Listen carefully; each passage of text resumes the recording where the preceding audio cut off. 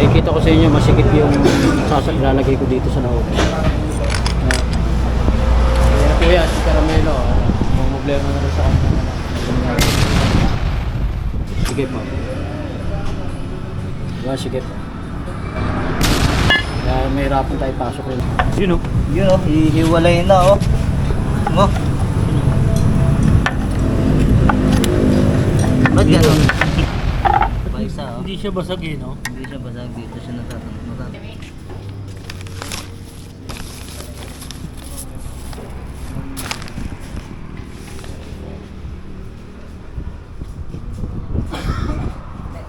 Original talaga yan, ito. Ito talaga original.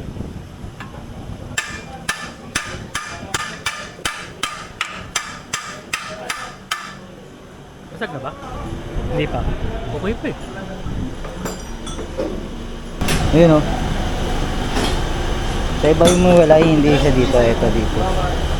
Ayun o. Sure naman yan. Ah, doon siya bumigay. Ay siya bumigay. Ano ito nag? Ano? Tok, tok, tok, tok, tok, tok. Gumagano. Time mo.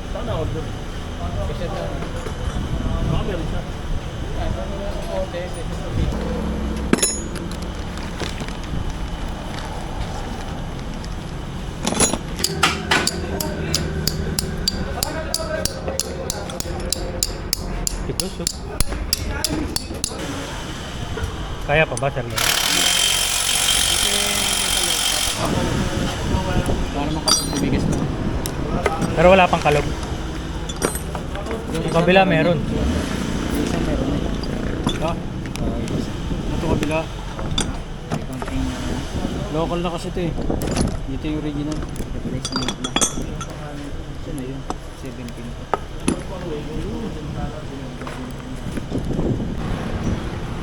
Domino. Hindi, grasa. Ito yung... Saan nakabili ng boss? Yun ang palay sa pagpatao. Saan makakuha, no? Oo, ang tama. Eh, hindi naman pwedeng kung ano yung spark plug lang lalagay mo, di ba?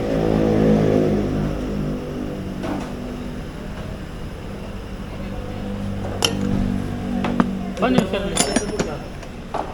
Alam mo ngayon yung minivan mo ba? Oo, yun yung ginamit. Kaya ayusin mo. Hindi ko ma...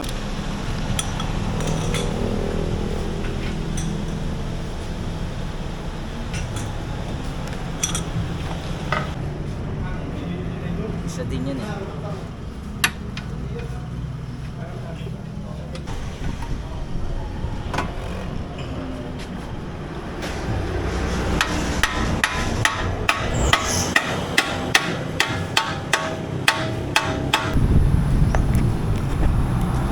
Pero parang ano, kasi pag inananak mo hindi siya magbibigil.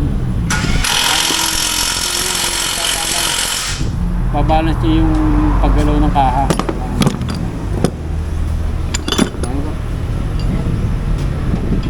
Para hindi siya umuga, gano'n? Oo. Hindi yung parang pag lumigo ka, gaganon ka. Hindi. Maga parang hindi siya tumaob, gano'n? Oo. Ang i-regulate niya yung ano mo, yung paggalaw. Kaya hindi mo nararamdaman. Di ba pag obserbahan mo yung mga sasakyan na walang stop din, parang kang tataob, parang gano'n.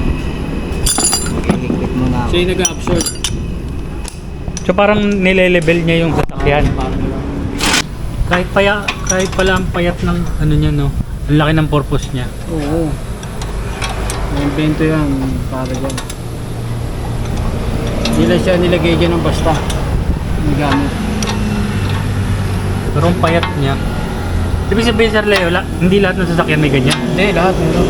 Lahat meron? Kahit e-bike meron.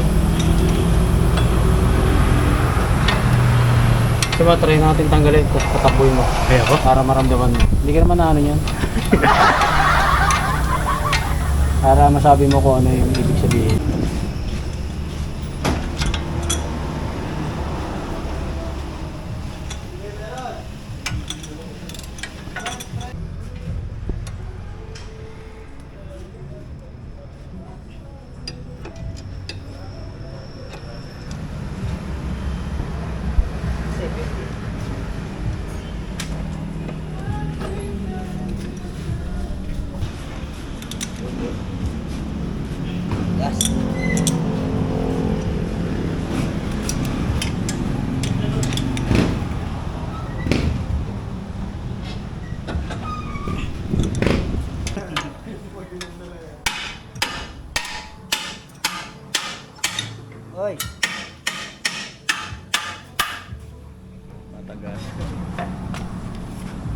Yun oh. Yun oh, hihiwalay na oh.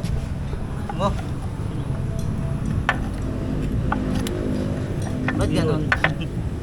Paisa oh. Hindi siya basag eh, no? Hindi siya basag dito siya natatanong. Tinanggal niya na yan, bro.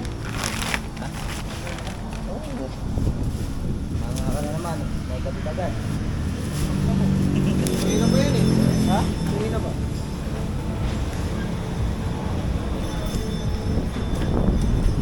Aray yung cutter. Ha? Anong cutter? Nasa bag mo yun. Nasa may bag.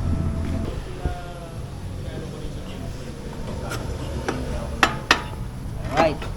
Okay na. Ay na, boss.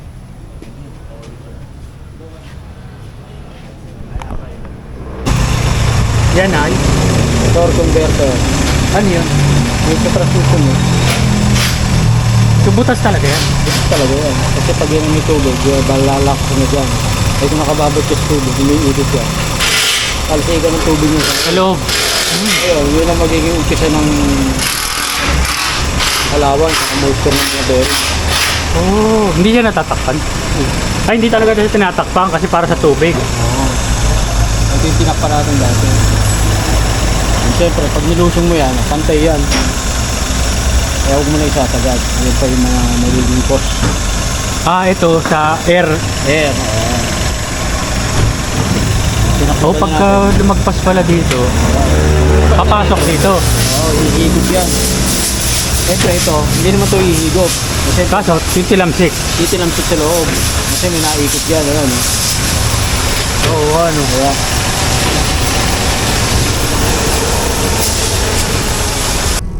Shoutout pala kina RF Third. Salamat sa panonood. Kay Joshua 2426, kay Uli Cesales, kay Moto Suave PH. Salamat sa panonood. Suspension arm pa lang yung napalitan, sa susunod na yung stabilizer link at yung shock absorber. Yun lang, salamat sa panonood. Hanggang sa muli. Paalam. Yeah, I'm boy first time.